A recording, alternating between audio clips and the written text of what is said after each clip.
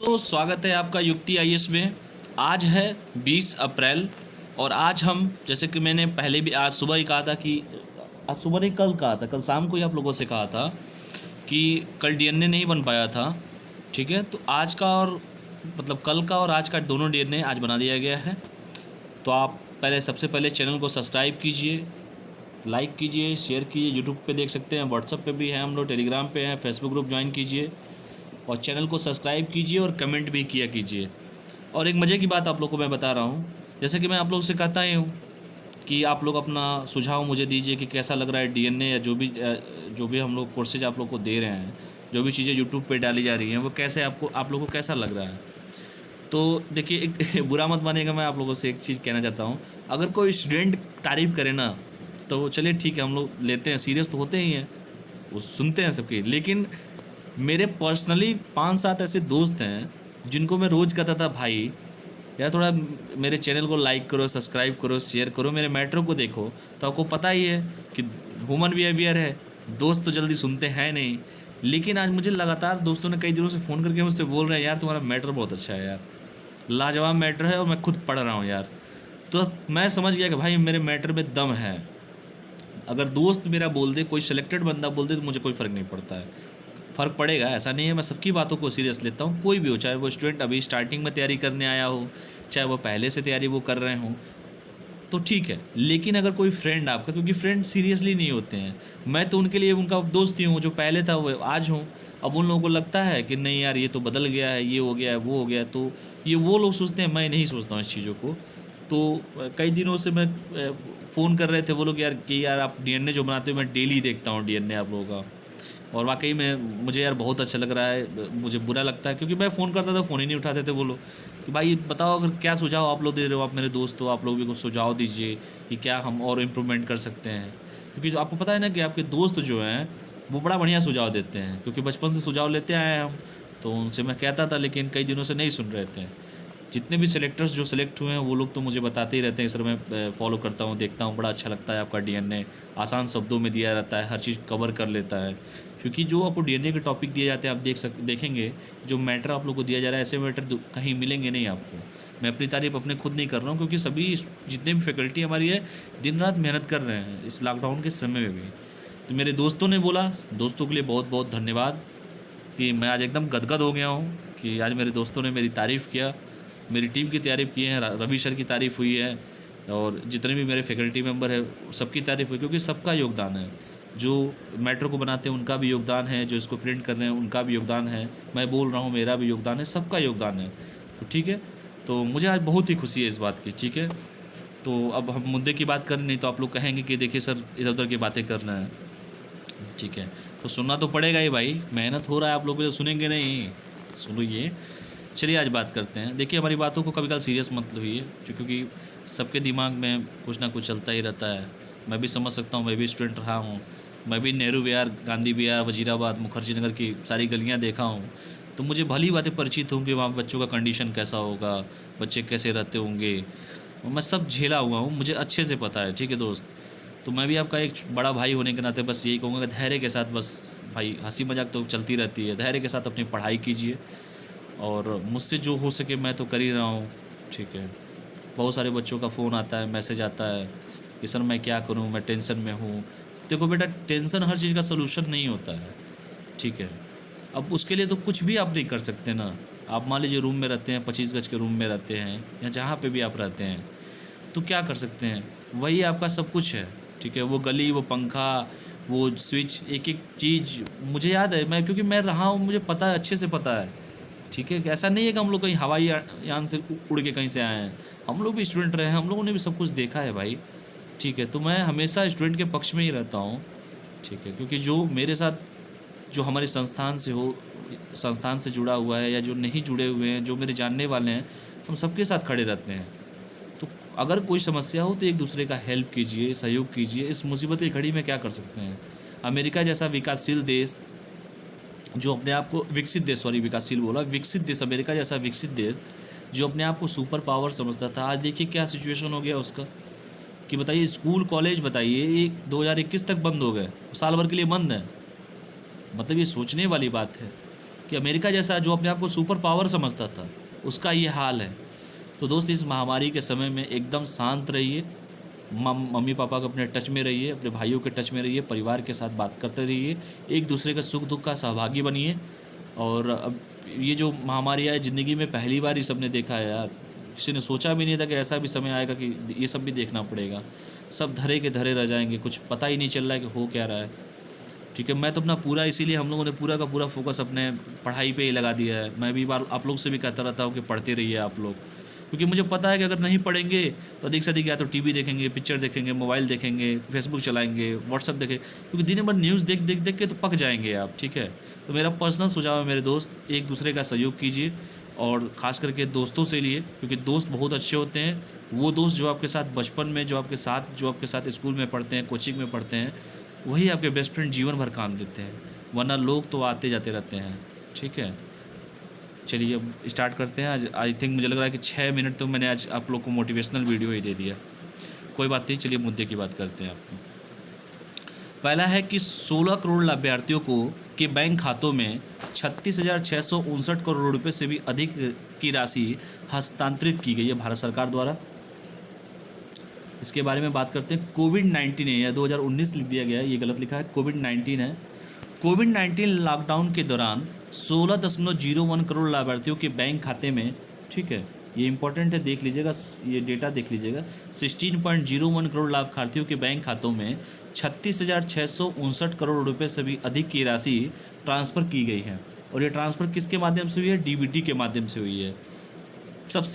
जब से ये सरकार आई है, मुझे सबसे अच्छा यही लगता है कि जो सरकार, जैसे पहले क्या था, जैसे मैं मनरेगा के बारे में चलिए एक एग्जांपल देता हूँ। मनरेगा में पहले ऐसा होता था कि हाथ से कैश, मतलब जो मनरेगा के जो लोग काम करते थे, मतलब 2009-10 के आसपास, उनको कैश में दिया जाता था पैसा। जब से नई सरकार आई है, लोग जिन मज़दूरों के पास खाते नहीं थे, उनके खाते खुले, जनधन खाते खुले। उस जनधन खाते खुलने का सबसे बड़ा बेनिफिट आज वही उठा रहे हैं। यानी हर मज़दूर के पास आज खाता है, उनका एक पहचान पत्र है उनका, कि हाँ भाई उनके भी खाते हैं। ठीक है, तो उनके जो भी पैसे हैं सरकार अब डीबीटी के माध्यम से दे रही है। नहीं तो पहले बिचौलिया ही खा जाते थे। पैसा आया, पता चला 2,000 रुपये मनरेगा में काम किया तो उसको 1,000 रुपये ही थमाए, 1,000 रुपये रख लिए। आज भी हो रहा है, डीबीटी के माध्यम से जा रहा है, तब भी हो रहा है, लेकिन 9 के बराबर है। कोई दबाव नहीं दे सकता आपके ऊपर कि नहीं, आपके अकाउंट में पैसा आया तो पैसा हमको निकाल कर दीजिए। जब तक आपकी स्वेच्छा से जब आप नहीं देंगे, तब तक कोई आपसे पैसा नहीं दे सकता। तो ये सरकार की बहुत अच्छी पहल है, इसका स्वागत करना चाहिए। यह हस्तांतरण सार्वजनिक वित्तीय प्रबंधन प्रणाली PFMS के जरिए प्रत्यक्ष लाभ अंतरण, यानी DBT जिसे कहते हैं, और ये PFMS क्या है इसके बारे में आगे मैं बता दूंगा आपको, किया जा रहा है।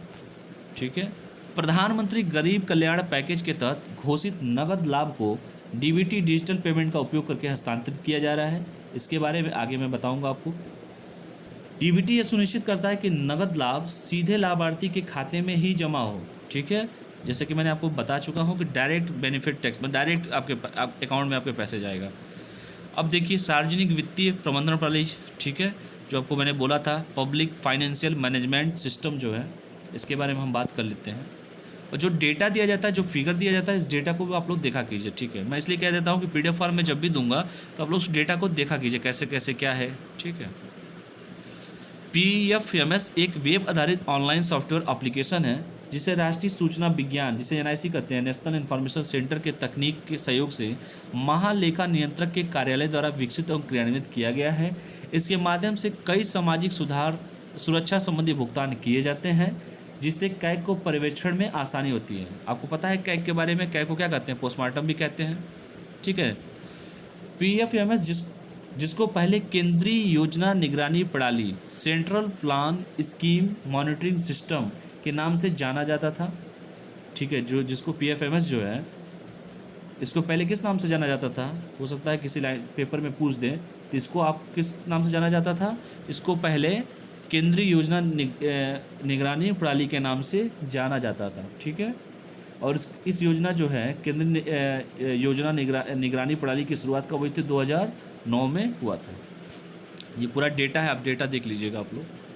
ठीक है, वर्ष 2013 में इसके दायरे को बढ़ाकर इसमें योजनागत और गैर योजनागत दोनों के तहत लाभार्थियों को सीधे भुगतान को शामिल किया गया। ठीक है, देख लीजिएगा आप लोग।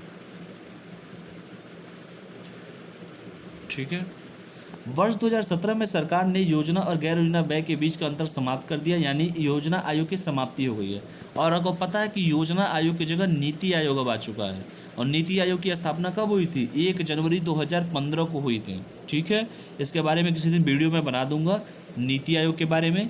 और ये एक बार प्रीलिम्स में कई बार पूछे भी जा चुके हैं, यूपीपीएससी में कई बार पूछा है नीति आयोग के बारे में। मैं एक दिन वीडियो बना के उसके बारे में पूरा डिटेल ही आपको बता दूंगा। दूसरा बात करते हैं, जैसे मैंने कहा कि पीएम गरीब कल्याण पैकेज के बारे में। जैसे मैंने कहा वित्त मंत्री कौन है? निर्मला सीतारमन। ठीक है, गरीबों के लिए प्रधानमंत्री गरीब कल्याण योजना के तहत 1.7 लाख करोड़ रुपए के राहत पैकेज की घोषणा की है। ये जो पीएम गरीब कल्याण पैकेज जो है, कोरोना राहत पैकेज का लाभ उठाने के लिए लाभार्थियों का अलग से आवेदन करने की कोई आवश्यकता नहीं है। ठीक है, न केवल सरकार की तरफ से कोई पोर्टल है या पंजीकरण फॉर्म अलग से उपलब्ध कराया गया है। ठीक है, जो भी व्यक्ति इस राहत पैकेज के तहत आने वाली योजनाओं के लिए पहले से ही पंजीकृत है और उन योजनाओं का लाभ उठा रहे हैं, सरकार उन्हें राहत धनराशि के बारे में उनके बैंक खाते में भेज रही है। देखिए, बैंक खाता जिस गरीब का नहीं था, जिनका जनधन खाता खुला है, कोई भी खाता आज के डेट में है, तो सरकार उनको डायरेक्ट पैसे दे रही है ना। वरना बिचौलिए पहले खा जाते थे और पता भी नहीं चलता था कि क्या सरकार भेज रही है और क्या नहीं भेज रही है। और कई बार ये स्टेटमेंट आ चुका है, राजीव गांधी खुद बोले हैं, देश के पूर्व प्रधानमंत्री जी, कि 1 रुपया निकलता है दिल्ली से और वहाँ जाते जाते 25 पैसा ही बचता है गाँव तक। बीच का कहाँ जाता है ये तो आप लोग को पता ही है कहाँ जाता था। चलिए अगला बात करते हैं। दूसरा हॉट टॉपिक जो है ब्रेक्जिट और कोविड-19। ब्रेक्जिट, इसके बारे में आगे मैं बताऊंगा। अंतर्राष्ट्रीय मुद्रा कोष के प्रमुख ने ब्रिटेन को कोविड-19 की अनिश्चितता से उत्पन्न हुई चुनौतियों को कम करने के लिए पोस्ट ब्रेक्जिट ट्रांजिशन पीरियड में वृद्धि करने की सलाह दी है। ठीक है, इंपॉर्टेंट है, देख लीजिएगा। आईएमएफ के बारे में इसके पहले के वीडियो में सारा डिटेल मैं आपको बता चुका हूँ 18 अप्रैल को, कि आईएमएफ एक अंतर्राष्ट्रीय वित्तीय संस्था है जो अपने सदस्य देशों की वैश्विक आर्थिक स्थिति पर नज़र रखने का कार्य करती है। इसमें टोटल 189 मॉनिटरी कंट्री हैं, जिसकी स्थापना 1944-45 में हुई थी। आईएमएफ का मुख्यालय कहाँ पे है? वाशिंगटन डीसी, संयुक्त राज्य अमेरिका में है। इसकी एक मुद्रा है जिसे एसडीआर कहते हैं, जिसे स्पेशल ड्राइंग राइट कहलाती है। और इसका काम क्या है?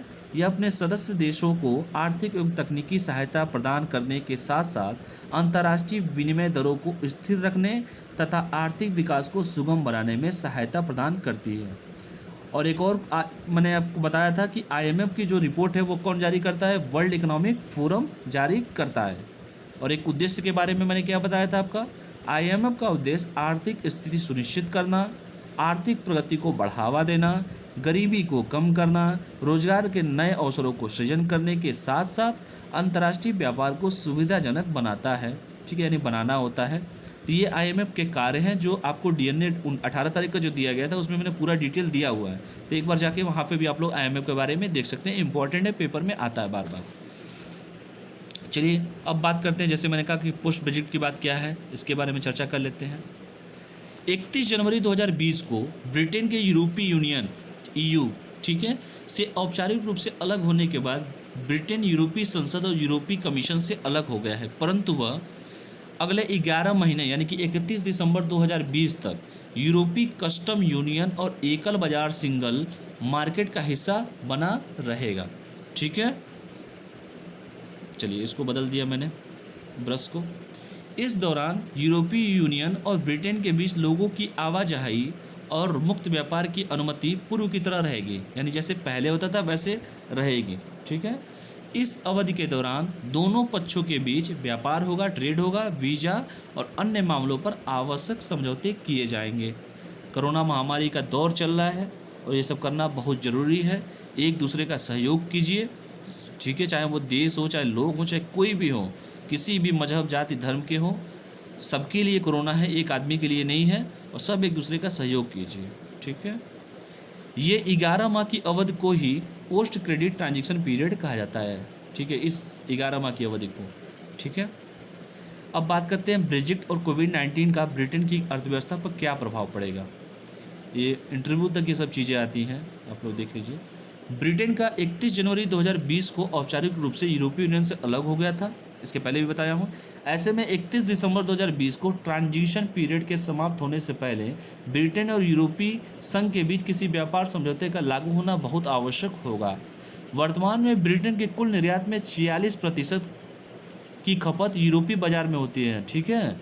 और ऐसे में ट्रांजिशन पीरियड के बाद बिना किसी व्यापारिक समझौते के ब्रिटिश निर्यात को बड़ा नुकसान हो सकता है, ठीक है। बाद में ये सब चीज़ें कर लेंगे, अभी तो महामारी का दौर है, शांति से सभी लोग रहे। संयुक्त राष्ट्र व्यापार और विकास सम्मेलन, जिसे अनकाड कहते हैं, वेरी इंपॉर्टेंट है, ये भी देख लीजिएगा आप लोग। United nation conference on trade and development के अनुमान के अनुसार बिना किसी समझौते की स्थिति में ब्रिटेन को व्यापार कर के रूप में 32 मिलियन अमेरिकी डॉलर का नुकसान हो सकता है। देख लीजिए, ये विकसित देश है, इनका हाल है, ठीक है। कोविड-19 के कारण एक अनुमान के अनुसार वर्तमान वित्तीय वर्ष की दूसरी तिमाही में ब्रिटेन की जीडीपी में 35% तक गिरावट हो सकती है और बेरोजगारी में 10% लगभग 20 लाख की वृद्धि देखने को मिल सकती है। अभी तो और मिलेगी, अभी तो बताया जा रहा है, अनुमान ही लगाया जा रहा है, पता नहीं हकीकत में कितना होगा, तो बाद में ही पता चलेगा। अतः ब्रिटेन पर कोविड-19 और ब्रेजिट दोनों ही चुनौतियों से गुजर रहा है ब्रिटेन इस समय। एक समय था जब ब्रिटेन का जलवा जो था पूरे विश्व पे था। समय सबका आता है, ठीक है, वक्त सबका बदलता है।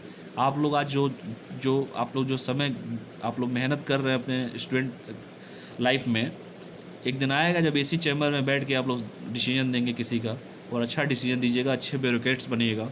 यही शुभकामनाएं हैं आप लोग के लिए, ठीक है। भारत पर ब्रेजिट का क्या प्रभाव पड़ेगा? भारत में कुल एफडीआई, जो विदेशी जो हमारा एफडीआई आता है, ठीक है, का 8% हिस्सा लंदन यूके से ऐसा आता है, ब्रिटेन से। ब्रेजिट का असर भारत के कारोबार पर कम पड़ेगा, लेकिन ब्रिटेन के साथ अलग से व्यापारिक समझौता करना पड़ेगा मुझे, ठीक है। भारतीय कंपनियों की ब्रिटेन में रुचि की एक बड़ी वजह यह है कि ब्रिटेन के रास्ते भारतीय कंपनियों की यूरोप के 28 देशों के बाजार तक सीधी पहुंच है। जाहिर है, जब ब्रिटेन यूरोपीय यूनियन से बाहर निकलेगा तो इस बड़े बाजार तक आसान पहुंच बंद हो जाएगी। वेरी वेरी इंपॉर्टेंट है, देख लीजिएगा, मैं आप लोग को इतिहास में भी इसके बारे में पढ़ाऊँगा बाद में, ठीक है। तो आगे बढ़ते हैं।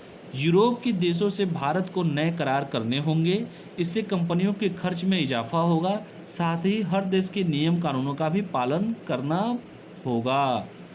अब बात करते हैं ब्रेक्सिट क्या है, ठीक है। चलिए बात करते हैं ये ब्रेक्सिट क्या है।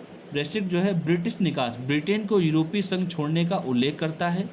एक सार्वजनिक वोट जिसे जनमत संग्रह के नाम से जाना जाता है, बड़ा फेमस शब्द है ये जनमत संग्रह, जून 2016 में आयोजित किया गया था, जब 17.4 मिलियन लोगों ने ब्रेक्सिट का विकल्प चुना। इसे रेमन के लिए 48 की तुलना में 52% की छूट दी, ठीक है। ये फिगर उगर सब देख लीजिएगा, जितना भी नक्शा उक्सा है। अब देखते हैं यूरोपीय यूनियन क्या है। यूरोपीय संघ एक आर्थिक एवं राजनीतिक संघ है जिसमें 28 यूरोपीय देश शामिल हैं।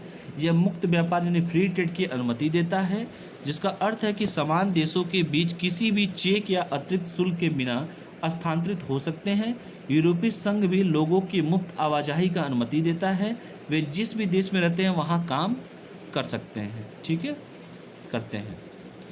1973 में ब्रिटेन में शामिल हुआ, जब इसे यूरोपीय आर्थिक समुदाय के रूप में जाना जाता था, ठीक है। उसके पहले क्या था, 1973 में ब्रिटेन में ये शामिल हुआ था और इसे वापस लाने वाला पहला सदस्य राज्य होगा, ठीक है। अगला देखते हैं, कोविड-19 का बैंकों के एनपीए पर क्या प्रभाव पड़ेगा। बहुत बहुत महत्वपूर्ण है, ठीक है। नॉन परफॉर्मिंग एसेट जिसे कहते हैं। सार्वजनिक क्षेत्र के बैंकों यानी पब्लिक सेक्टर बैंक ने मार्च 2020 में 50 करोड़ रुपए से अधिक के ऋणों के एनपीए में परिवर्तित हो जाने पर केंद्र सरकार से अपनी चिंता व्यक्त की है, ठीक है। भारतीय रिजर्व बैंक ने परिसंपत्तियों के वर्गीकरण को महामारी के दौरान स्थगित करने के, ठीक है, अनुरोध को अस्वीकार कर दिया है, ठीक है, पब्लिक सेक्टर बैंक के। 1 मिनट, ये प्लस बार बार। विशेष उल्लेख खातों में स्पेशल मेंशन अकाउंट टू या समय टू के रूप में वर्गीकृत किया गया था। ठीक है, संपूर्ण बैंकिंग प्रणाली में मार्च के अंत तक 50,000 करोड़ रुपए से अधिक की राशि एनपीए में बदल गई। ठीक है, ये विशेष है, बाकी तो ऊपर तो बता ही दिया गया आपको। स्पेशल मेंशन अकाउंट क्या होता है देख लीजिए। स्पेशल मेंशन अकाउंट जो है, खाता उधारकर्ताओं द्वारा ऋण दायित्वों को पूरा न कर पाने पर ऋण के प्रारंभिक तनाव को प्रदर्शित करता है। हालांकि इस खाते को अभी तक एनपीए के रूप में वर्गीकृत नहीं किया जाता है, क्योंकि एनपीए का एक रूल होता है 90 दिनों के बाद ऋण का ब्याज नहीं देता है तो उसे एनपीए घोषित कर दिया जाता है। इसकी कुछ कैटेगरी होती है, कुछ क्लॉज होते हैं, देख लीजिए आप लोग। पहला ये होता है कि फर्स्ट स्टेज में 1 से 30 दिन तक अगर ब्याज नहीं देने की स्थिति होती है। सेकंड में मैंने 1 महीने से लेकर 2 महीने, 31 से 60 दिन, और थर्ड में 61 से 90 दिन तक ब्याज नहीं देने की स्थिति में।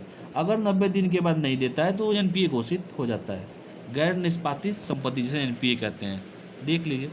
सामान्य रूप से वह संपत्ति जिस पर ब्याज या मूलधन, पैसा और उसका इंटरेस्ट, ठीक है, 90 दिनों तक बकाया हो, उसे गैर निष्पादित परिसंपत्ति एनपीए कहा जाता है। ठीक है, ये देख लीजिए। नॉन परफॉर्मिंग एसिड देख सकते हैं, ये फिगर के माध्यम से सर ने आपको बताया भी है, देख लीजिएगा आप लोग फिगर सारा। ये जो आपका फिगर जो बोला गया है वो फिगर के माध्यम से सर आपको बताया गया है। एनपीए को निम्नलिखित 3 श्रेणियों में वर्गीकृत किया जाता है। पहला, सब स्टैंडर्ड एसिड्स, 12 माह इससे कम अवधि तक एनपीए के रूप में बने रहने वाली संपत्ति। दूसरा है डाउटफुल एसिड्स, अगर कोई संपत्ति 12 माह तक सब स्टैंडर्ड की श्रेणी में बनी रहे। तीसरा है लॉस एसिड, इसके बाद की स्थिति को लॉस एसिड कहा जाता है। यह न वसूल की जा सकने वाली और अत्यंत कम मूल्य वाली संपत्ति होती है, बहुत ही डेंजरस होता है ये। बैंक द्वारा इसके परिसंपत्ति के रूप में बने रहने की पुष्टि नहीं की जाती है। अब तो गया। ठीक है, आरबीआई का पैकेज क्या है? आरबीआई ने क्रेडिट कार्ड और कार्यशील पूंजी यानी वर्किंग कैपिटल के साथ ही कृषि के लिए, खुदरा एवं सभी प्रकार के फसल ऋणों के भुगतान अवधि को 3 माह के लिए बढ़ा दिया गया है। ये लाभ 1 मार्च से 31 मई तक उपलब्ध होंगे। हमें तो जहाँ तक लग रहा है और भी बढ़ेंगे अभी। कार्यशील पूंजी ऋण एक ऐसा ऋण होता है जो कंपनी के रोजमर्रा के कामों को पूरा करने के लिए लिया जाता है। ठीक है, आरबीआई ने भुगतान अवधि को कार्यशील पूंजी और खुदरा ग्राहकों के लिए बढ़ाया है, जबकि एनबीएफसी के पास कार्यशील पूंजी की कोई अवधारणा नहीं होती है, अतः भुगतान के नियम उन पर लागू नहीं होते हैं। ठीक है, तो ये रहा आज का आपका डीएनए, जो जैसे कहा गया था कि आपका 19 तारीख और 20 तारीख दोनों दिनों का होगा। तो ये देख सकते हैं, रवि सर और मैं दोनों लोग हैं। तो हमारे चैनल को लाइक कीजिए, सब्सक्राइब कीजिए, शेयर कीजिए और एक दूसरों के बीच में साझा कीजिए। चलिए, आज के लिए बहुत बहुत धन्यवाद। पढ़ाई करते रहिए, स्वस्थ रहिए, मस्त रहिए और पढ़ते रहिए। ठीक है, और हाँ, कमेंट के माध्यम से ज़रूर आप लोग भी बताइए। जब हमारे दोस्त बताने के लिए तैयार हो गए तो आप लोग भी तो कुछ बोलिए, मुझे बहुत ही अच्छा लगेगा। ठीक है, चलिए, बहुत बहुत धन्यवाद।